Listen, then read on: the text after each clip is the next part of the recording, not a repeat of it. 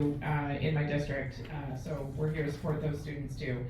I want to open this up to a policy discussion. Take your questions and be able to have our panelists share comments as well about things that they're seeing, observing, that they would like Congressman Lieu and I to be able to fix in Washington. I always say in conversations like this, we're here to take your questions, but also your comments, right? Sometimes people are like, I don't really have a question, but I really want you to know I'm frustrated about this, or I really like, this thing that might be happening. So one of the things I really wanted to open it up, a bill that has, come before the House floor and then been taken away, the Take Care of Americans Veterans Act.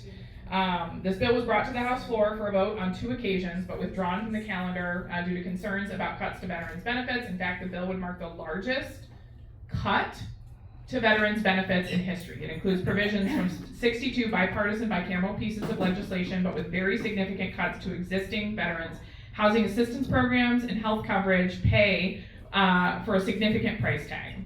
So one of the things that has been really problematic about this bill is that it is called Taking Care of Americans Veterans Act.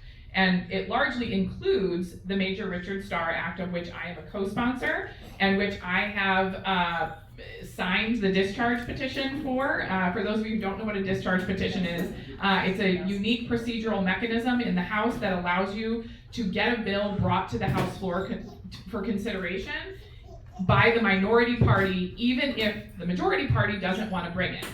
House Democrats have been successful on 3 different occasions in not only getting those bills brought to the House floor, but getting them actually passed out of the House of Representatives by using this forced mechanism. So the Major Richard Starr Act would ensure that service-disabled veterans can receive their full complement of disability benefits from retirement on.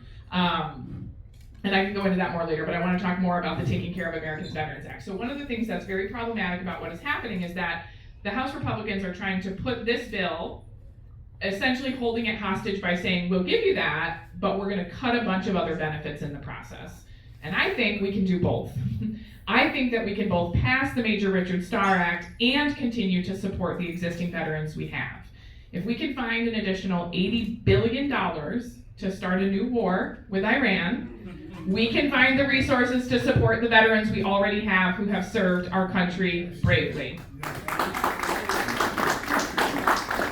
So this bill, if you're paying attention to it, it would cut future benefits for 1.5 million veterans with tinnitus and sleep apnea. These are the 2 specific areas that they're targeting that would no longer be covered. One of the criticisms that we've heard is, they're sort of minor conditions. Tinnitus is a very serious condition, which is a constant ringing in the ear. It has led to suicide in veterans because it is so disruptive. Makes it so that veterans can't sleep, can't work. It's a pretty serious issue. So introducing large fee increases, approximately $4 billion to VA home loan programs, essentially making it so that when our veterans are trying to buy a home, there's additional fees. Converting thousands of VA psychologists to Title 38 personnel systems, which would result in significant cuts to their current collective bargaining rights.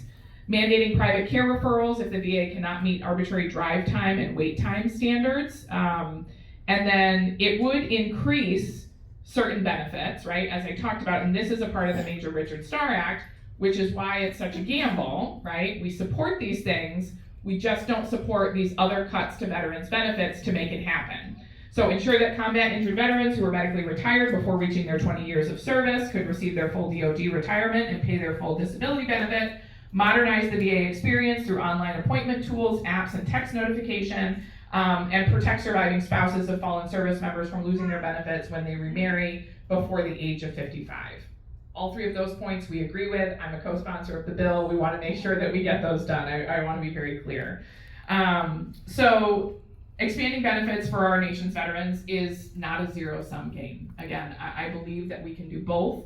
And I'm opening it up to discussion, comments, questions, either on this or on a different topic.